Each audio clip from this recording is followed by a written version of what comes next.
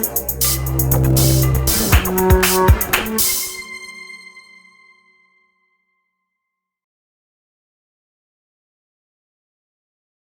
want to begin this segment with a couple of important quotes. The first is from the great Japanese swordsman Miyamoto Musashi. I'll come back to Musashi another time.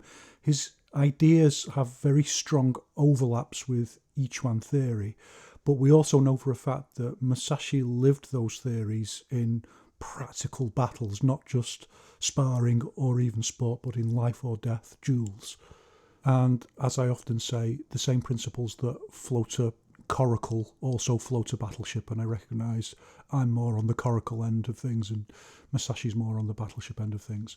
Nevertheless, here's the quote that I want to give from Miyamoto Musashi. Musashi says, "The 5 attitudes are upper, middle, lower, right side and left side. These are the 5. Although attitude has these 5 divisions, the one purpose of all of them is to cut the enemy. There are none but these 5 attitudes." End quote. And these 5 attitudes are what we know as the 5 contexts in Chinese martial arts. They are open, close, rise, sink, and hold the centre. Not only is there nothing more than these, but actually there's less than these, as we'll see in a moment. In Musashi's description, he's applying the concept to 5 ways of holding the sword that emphasise open, close, rise, sink, and hold the centre. And he's doing this as a practical thing rather than a philosophical thing. That we generally start in each one with the philosophical thing, what I've called before the stem cells of movement. But Musashi is thinking about the difficulty of cutting someone with a sword. And that's a more difficult task than just using your hands and fists. So having 5 specific postures that emphasise open, close, rise and sink, you can cut out certain preliminary work and you can just strike from that point. You give it away to your enemy that that's the point that you're going to come in at, but nevertheless you have the advantage of a more efficient and faster cut. And the 5th context, just as in each one, in fact just as in all martial arts, because these are universal principles, the 5th context is to hold the centre. So, continuing on, Musashi says, quote, "The essence of the way is this. To understand attitude, you must thoroughly understand the middle attitude. The middle attitude is the heart of attitudes. If we look at strategy on a broad scale, the middle attitude is the seat of the commander, with the other 4 attitudes following the commander. You must appreciate this." And this is what I want to talk about next, and we'll see how far I get. I'm trying my best to be succinct, but it's just not working out. There's so much that I want to get across. But this is the stuff that really becomes life-changing once you understand how to work within this paradigm, exactly as Musashi is saying there. And I'm going to explain how these link into and explain what is sometimes quite an arcane language around elements, 5 elements theory in Chinese martial arts. Holding the centre corresponds to the earth element, not in any alchemical way, or alchemy itself is a metaphor for coded language around wonderful martial arts concepts. 5 elements theory, true 5 elements theory, is like a key that opens up the door. And in that sense, we can say that in terms of your actual level, it genuinely is a form of alchemy because it can radically change it. So calling it alchemy is kind of an in-joke of the old wushu masters, or a really terrible joke now because of the people who've attributed some kind of mystical significance to the concept. The way is not far from the people. It's the straightforward, down-to-earth things that are the most profound. Holding the centre corresponds to earth because that's the thing that everything else springs from. All the other elements spring from the earth. Just as to use open, close, rise and sink, we have to begin with holding the centre, or as we understand it, whole body unified force. Because in Chinese wushu theory, at least wushu theory after the Meiji Revolution, everything begins with whole body unified force. That's the centre linking the whole structure together from which everything else flows and from which we can then effectively use open, close, rise and sink. So here let me give the second quote, and this is from the Huangdi. So that's the Yellow Emperor's treatise on medical science. We don't really know how old it is. Some people estimate it to be maybe approximately 4,500 years old, but historical research suggests elements of it at least are a lot younger than that. Nevertheless, it is very old. And the quote is this: "Amongst the ancients there were masters of profound depth, whose feet were upon the earth and whose arms held up heaven, harnessing yin and yang, breathing in harmony with the essence of qi, standing in solitude, girding spirit, unifying form." And if you're an Yiquan practitioner and that doesn't give you chills on your spine, then you mustn't really love Yiquan, because every time I hear that, the profound depth of it just affects me to my absolute core. It's one of those things where, again, when we get into this idea of qi, where I think, well, if I want to believe in qi, what's it got to do with anyone else? I don't like this phrase people use, qi-dophile. Well, if I want to believe in qi, that's up to me. If I start using it to explain away something in a deceitful manner, then of course have a go at that. But if I want to think about those ancient profound masters, unifying form, breathing in essence with the harmony of qi, well, I damn well will, because I find that very inspirational. It helps me to continue on in the path. Anyway, no one knows what there is out there, not really. In any case, the first time that I heard that quote, it was reading Wang Shenjai student Yu Yongnian, and he gives it as an example of standing pole, Zhanzhuang, being described as a medical practice in the ancient world. And in that vein, within a kind of Taoist philosophical vein, the idea is that when we practice standing pole, first of all, there's nothing. So if we think about the basic holding the ball posture, it wouldn't have to be that posture that the ancients were using, I have to say. But if we think about any kind of standing pole posture, the idea is that first of all, there's no feeling. It's kind of like void. So if we're using the holding the ball posture, there's nothing there. But eventually we begin to feel like there is that ball there, that we're pressing against that ball, that something's been created out of the void. And again, this speaks to this idea that what seems like coded language for incredibly profound mystical things actually in martial arts terms refers to very basic, straightforward physiological things. As I've said before, those old wushu manuals, they're not there to teach you. If you can't do it physically, then you don't really understand it. They're gamified so that you know that you're on the right path when you get it physically. Now, I think concepts can play an incredibly important role in helping us make some quantum leaps in our understanding, but that understanding is not there unless it comes with the physical transformation, the physical understanding of a posture. And once you get that, then it's, I understand what that coded phrasing was. I understand what that old wushu master was talking about. I get it. And part of that, I think, is holding on very dearly to this other important Taoist saying that the way is not far from the people. It's just our expectation of what the way is that keeps us separate from it. It's the everyday straightforward things that have the most profound significance.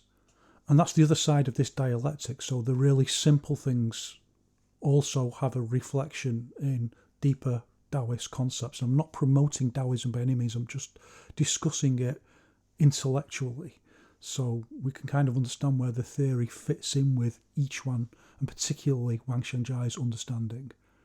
So we were at a particular point in the constellation of the logical model where we were thinking about the relationship between passive and active, and this is the source of this in each one and its relationship to Taoist philosophy. So standing, first of all, when you don't have the feeling that there's something there, that you're creating something out of the void, that's the passive. And then when you start feeling it, that's the active. And there's a relationship between those two things. And here the story is very anthropologically interesting, because we tend to think of passivity as being quite negative, yet the Taoist concept is that it's incredibly positive. And the reason for that is, again, this idea of alchemy. So getting away from the idea of thinking there's some kind of magic pill that's going to make you invincible, and start thinking of alchemy in terms of something like a medium of insight into oneself so that you can cultivate and change yourself and become a better person, possibly a better martial artist. The idea of passivity is to just stop everything that links you into the social world. And this is one of the reasons why we think maybe standing pole initially came from some kind of shamanic practice. And I use that phrase very advisedly to mean people in the kind of Eastern Russian area, northern China, Mongolia, who did engage in genuinely what we call shamanic practice. And that involves this idea. Again, we've got to be very careful sociologically about putting our understanding on those people, but the idea being that if you want to experience another world, first of all, you have to stop being in this world. And to do that, you stop the world. And I'm using that phrase very advisedly because it appears in a book in the late 19th century by an author called Daniel Brinton, who was an early social scientist, and he was writing about what we would now call, broadly speaking, shamanic practices in Mesoamerica. So it's not completely out there to think that people in the ancient world who started to become aware of the way social organisation functions, and this is the kind of thing that Wang Xiangjai specifically talks about. He makes the idea of socialised physical movement a critical aspect of what Yiquan training practice is trying to undo or modify in a way that can help us access more natural abilities, as he would put it. And the most common way that we begin to distance ourselves from the normal rules of society, from the normal functioning of society, is through our physical bodies, is through physical movement, whether that's by doing something like learning wushu or whether it's through, think about going to a nightclub and dancing or getting drunk, or think about people who drop out of society, alcoholics, and how it's all very much involved with what we do with our physical bodies, even just down to someone who starts putting on a bit of a swagger in the way they walk, trying to distance themselves in some way from just the general socialised structure of the world that we live in. I mean, there's another idea that it's in some ways questionable, but in some ways it's got some merit, that people in the past were much more physically in their whole body, that it was a much more physical world, whether it was just through labour or through disease or just through what you had to do. You couldn't just get on a car and go to somewhere. You'd have to ride a horse or walk or be carried. Everything was very physical, so people were maybe more physically aware of their bodies in a way that maybe in the modern world we're not. I mean, you get a pain in your tooth these days, you can take some medicine to make the pain pretty much go away. But in the ancient world, that would be much more difficult. So it's not an out there idea to think that someone in the ancient world would stumble upon this idea of stillness as a means of separating oneself from the rest of the world and from there rebuilding a different kind of world. And really that's what we do in wushu practice and what we do in Yiquan. And even without standing pole, the idea is to create a completely different world, the world of wushu masters that's separate from the world of ordinary men, and we dwell in that world of the wushu practitioner. Or that's what I think anyway. I have been told that I live in the Qin dynasty in my head, which is not a million miles away from the truth.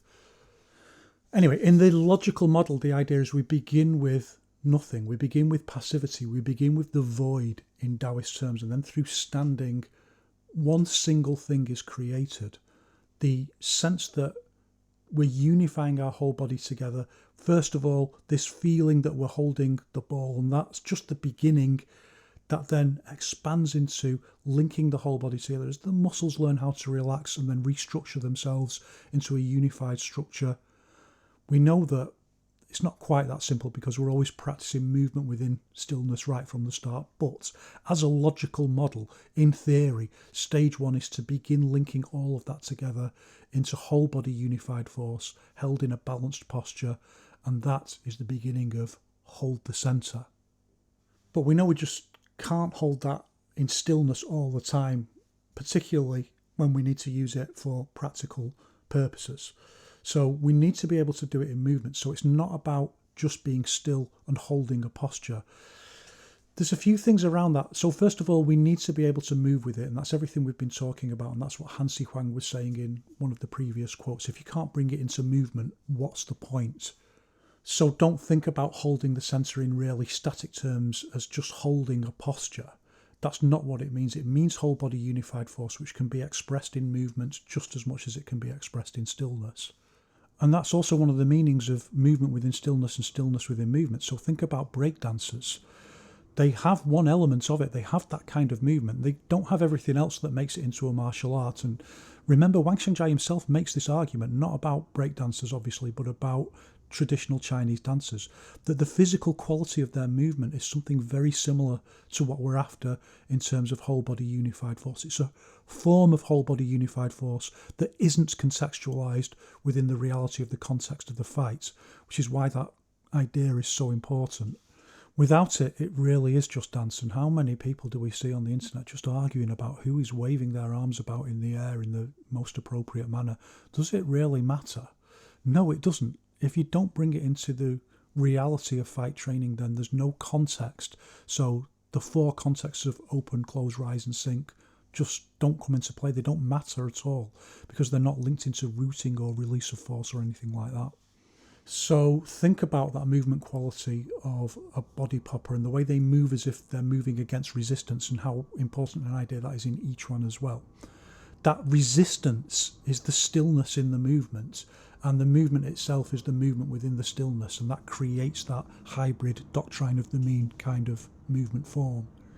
And from there, you can stop moving or you can move. And it's the same thing. So if you stop moving, you still maintain that same quality because all of the muscles are linking together into a system. And let's take me as an example. Me just sat here like this. I'm not engaging my muscular system in the way that I do when I'm practicing, for example, Jianwu, or any of the things I do when I'm sparring, or any of the stuff you see me doing on video. I'm just normal, the same as everyone. Actually, I can't remember what it's like to be a normal person. I can't remember what it's like to exist in the world of ordinary men. And this is something that happens to me all the time when I'm teaching, that I do something that I think everyone else should just be able to do as a completely natural movement, and other people are just like, how on earth do you do that? So having said that, who knows whether how I feel sat here right now is really just like natural, ordinary. But I don't feel the same as I do when I'm practicing martial arts. And I don't feel the same, for example, when I'm practicing Tai Chi as when I'm practicing Yiquan or other kinds of martial arts. Other kinds of Chinese martial arts, I should say. I don't know anything else. So when I move or when I stand still, if I'm practicing, it's the same feeling. It's the same feeling of whole body unified force, whether your posture is physically still or whether your posture is physically moving. It's the same. So here's the other thing. You can hold the posture in stillness. So even if you are doing something like sparring. So my coach said, when you're sparring, you should stop, you should freeze the posture, you should hold the posture. And there are a few different reasons for this. One is to project strength. So hold the posture, freeze the posture, particularly if it looks kind of cool. Freeze the posture, look at the opponent, look at them, sometimes just look at them. Sometimes like you're looking away and then you look at them right in the eye. And other times you just look through them like they're a mountain in the distance. And there's a wonderful saying, a Zen saying in Japanese swordsmanship, which is, be like a stone boat sunk to the bottom of a calm lake. So that sense of like immensity, or in each one we have that idea of being like a fish in deep water, a sense of immensity and pressure that if you just even breathe in and out, it's like there's water between you and your opponent can feel that. And then my coach says from there, then you suddenly move very fast. So you create different senses of timing in the sparring or in the fight, and you create and project a different sense of who you are, something like an animal, something unfathomable like a stone boat at the bottom of a calm lake. And from there, you can move and attack very fast. So it's okay. It's not just okay, it's fine, it's right. Well, at least according to my coach, and I find it works. It's right to sometimes just stop like that and then wait for your opponent to move in. You give them a little bit of an advantage, but it's just like Musashi's sword attitudes. You give them the way that you're stood and they can just come in. They can see where you're weak. They can see where you're strong. It's just from there you move fast and you take advantage of them moving in, which can very often be quite advantageous, as we talked about Wang Shanjai saying that Yiquan very much responds to an attack rather than initiating an attack. That's Wang Shanjai's thinking, because actually that's a lot easier to do in most cases.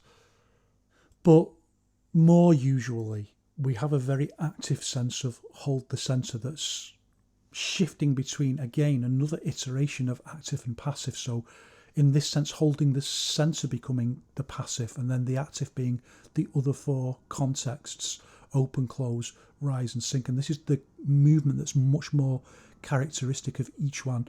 In the old days, it was much more, when you see people moving on, they've got that kind of, the arms are swinging around as they move and they're swaying the body movement.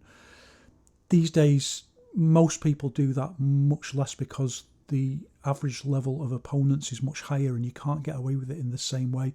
And the advantage that it used to give of setting up big movements, that's not needed anymore because our technical understanding of Farley is higher. And also, we can punch harder and faster by articulating more of the movement in our body. So modern Yiquan is more powerful than the Yiquan in the past. We don't have to do that. I've talked about a lot of that stuff in the beginner's course. And I've talked about negative lineage in this. Well, it's not a course. It's not a course. I'm just sharing my practice. It's not a course. It's like Radio Trey every Saturday afternoon. And I've also talked about those people who only ever put the gloves on to do the washing up, who'll be very hurty-burty about me saying that maybe the Wushu masters, the Yiquan masters particularly in the past, were maybe not as high level as the people in the modern world. Well, having said that, some of the people who call themselves Yiquan masters in the modern world, well, they're certainly not higher level than the people in the past, but that's a whole different story. In any case, as Yao Zhongzhen's student Bo Jiakong says, in a very related concept, so it's another part of the logical model that we're just touching on it, but we're not going to look at it explicitly at the moment. The shift between single and double weightedness, so keeping everything very active. If holding the centre in stillness becomes a kind of passivity, then we shimmer with shifting between open, close, rise and sink. Not in as big a movement as in the past, but we want to be like, I've said before that the way Yiquan functions, it looks very much like Mantis, like Tangwang Chuan. It looks very much like that because it's the same principle. You're like a giant insect. The only difference is whole body connectivity in Tangwang Chuan is this much older idea of unifying the body through tense muscle movement, whereas we don't have that in Yiquan. We have articulated movement. So it's a different physical movement concept. But as Wang Shanjai's student Kenichi Sawai says, the arms are like insects. Well, he says insect antennae, but you can think, or I think more in terms of a praying mantis's arms. They're reaching out, they're waiting to receive. This idea that Wang Shanjai talks about, receive the attack and respond to that, which is a lot easier than initiating the attack and moving in. It's why, one of the reasons why people like to be defensive. The other reason is it saves a lot of energy being defensive. So we can do both of those things when we hold the centre.